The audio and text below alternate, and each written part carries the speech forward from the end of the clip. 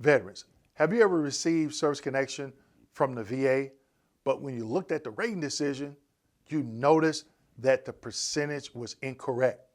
You look at it and say, hey, wait a minute, I should have been at 50, 60, or 70%, but the VA maybe gave you 0, 10, or 20%. That is called lowballing. The VA lowballed you. So in today's video, I'm going to share with you a couple examples that will help prevent the VA from lowballing you in your next rating decision. Make sure you stick around.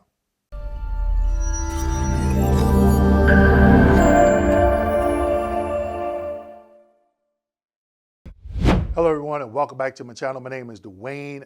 I got a video for that Kimball, United States Army veteran and retired VA rating specialist. Before we get into today's video, go ahead, do me a favor and click that like, subscribe, and notification button. Also, do not forget to pick up my new book, The VA Compensation Blueprint.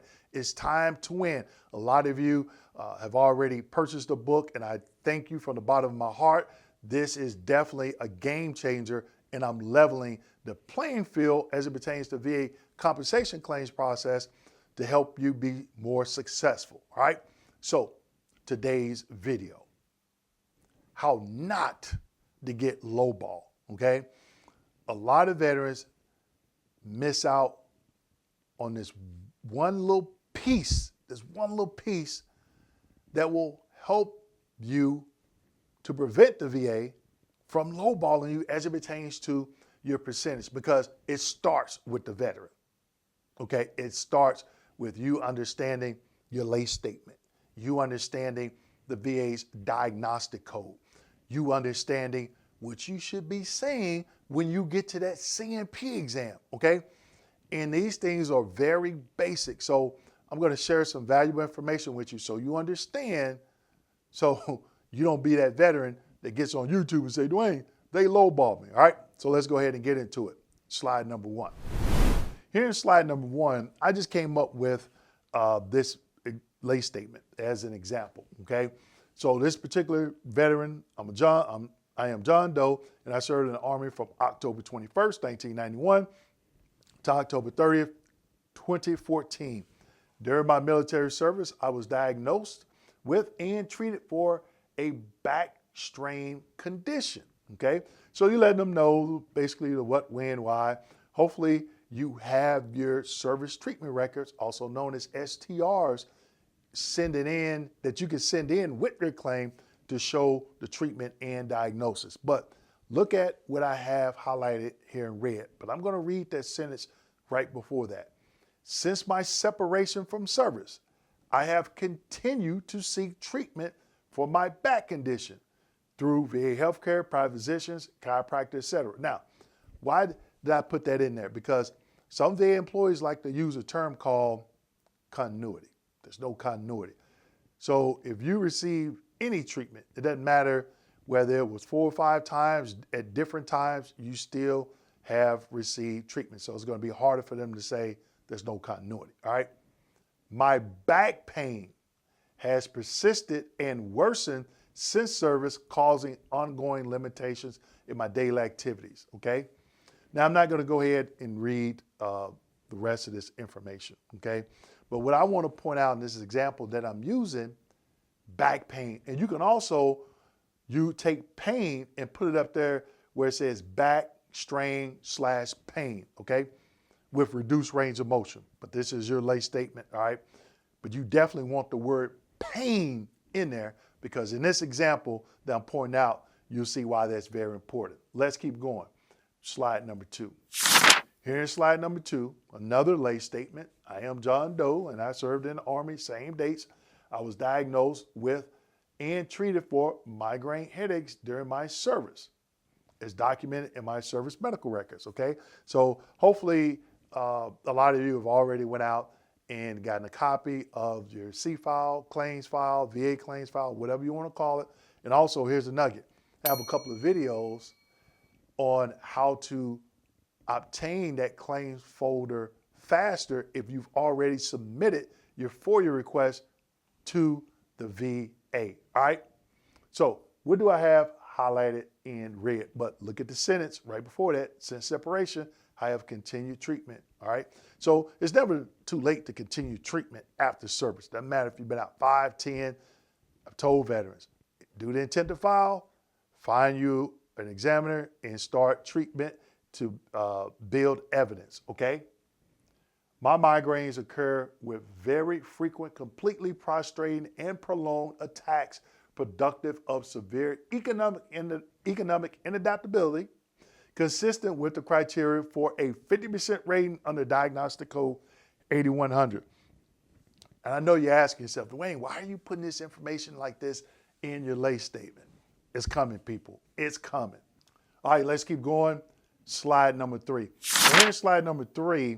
This is the diagnostic code criteria for the back. All right, so we already talked about the back in slide number 1. This is the diagnostic code criteria for the thoracolumbar spine. Okay, now if you go to the VA's website, it's not going to look like this. I just took certain parts of it because it also includes the cervical. Okay, but I'm only talking about the back here. All right, now in slide number 1, I talked about pain. Nowhere in this diagnostic code does it talk about pain.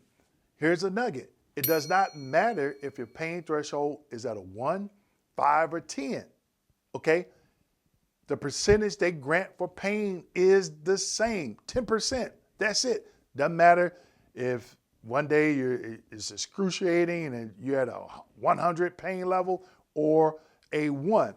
It's only 10%. And I'll explain here in a minute why that is important, okay? So you have 100%, 50%, 40, 20, 10. What do you see, people? Unfavorable ankylosis, range of motion. That is it. Nowhere in here does it talk about herniated disc or MRI or X-ray. None of that, okay? They're telling you, they're giving us the answers to the test. Now look down at the key measurement points. Normal forward flexion of the thoracolumbar spine is 90 degrees. Now, for this example, I'm going to use, keep that in mind, okay? Forward flexion of the thoracolumbar spine, 90 degrees. That means you have full range of motion. But on slide number 1 in the lay statement, what did we say? Pain. I just talked about how much they give you for pain, okay? Normal combined range of motion, flexion, extension, left and right lateral flexion. They have to measure different ranges of motion for the back, and they come up with a combined, all right? Let's keep going. Slide number 4, okay? Now, this is migraine headaches. Again, you go to the VA's website, it's gonna look a little bit different, okay? But Diagnostic Code 8100, 50%, with very frequent, completely prostrating and prolonged attacks productive of severe economic inadaptability. Remember what I put in the lay statement in slide number 2 for migraines? I use this verbatim. Now, go down to prostrating. What does prostrating mean? I took these definitions from the VA's website. Again, people, they're giving us the answers to the test. That's why I'm doing the heavy lifting, going out to the VA's website and gathering this information for you, okay? So you don't have to do it. Look at the definition for the prolonged attacks, okay? Look at the definitions for severe economic inadaptability. And here are some important notes, okay? And I'm not going to read through those 3, but you need to pause it and read them yourself. Now, you might be saying, Dwayne, you talked about the back, you talked about the migraines. What does all this mean as it pertains to being lowball, okay? So those are the 2 examples. I'm still going, okay? This is the bonus. So everybody that already checked out, it was like, oh, I already know that stuff, they're going to miss out. So you know what I'm going to ask you now. Go ahead and put that fire emoji and heat that comment section up for me. So make sure you put that fire emoji in the comment section. All right. So you got the example for the John Doe veteran, back pain, okay, and migraines. The veteran has full range of motion for the back, 90 degrees. So let's say the veteran goes to the CMP exam and the examiner says yes, gives a positive opinion. the veteran's current diagnosis of the back strain with pain, and grant service connection. But the examiner does not state pain. Okay? Or let's just say the rater, the examiner did state pain, but the rater didn't see it. And the rater assigned a 0%. Here's the nugget, people. When you do that high-level review informal conference, guess what you are saying? Hey, in my lay statement, I noted pain. And there are M21-1s that state that you are competent to give symptoms. Pain is a symptom. So if the examiner did not select pain or note pain on that CMP exam, but gave you a positive opinion, you had full range of motion, and the rater gave you 0%, your argument on a high-level review is, hey, in my lay statement, I noted the word pain. Therefore, the rater should have given me a compensable rating, which is what? 10%, okay? You're going to win that, all right? I seriously doubt if a DRO will argue with you on that. But again, you have to know these things, all right? So let's move along to migraines, okay? So you go to the CMP exam, and the examiner gives you a positive opinion, but only checks the boxes for 30%. And I just did a video showing you that the VA updated their migraine DBQ and they took the box away for the 50% criteria. So in that video, I'm explaining to you what you can do, especially if you get a private DBQ or if you go to a CMP exam, okay? Don't worry about it. I'll go ahead and tell you in this video as well. So you have that statement, the 50% criteria statement, in your lay statement. The doctor doesn't check that box, or since the box is no longer there, they don't write it in the remarks section anywhere about how your migraines impact your employment, because you're going to tell them that on the CMP exam, right? The rater grants 30%. The argument on a high-level review is what? You're competent to give the symptoms. Your symptoms are in your lay statement. Okay? It's as simple as that. So therefore, the rater should have granted the higher percentage of 50%. Now, here's another nugget for you. If you have your own or private examiner to complete a DBQ, that 50% criteria, that box is no longer in the migraine DBQ. So in the video that I'm speaking of, where I talk about the update, you're going to have them notate that your migraines interfere with your employment in the remarks section on the last page of the DBQ. And it's in your lay statement. So again, if the examiner, I'm sorry, not the examiner, but the rater lowballs you and gives you 0, 10, or 30%, that is the argument that you have, that you can make on a high-level review. Because on high-level review, you got to do what?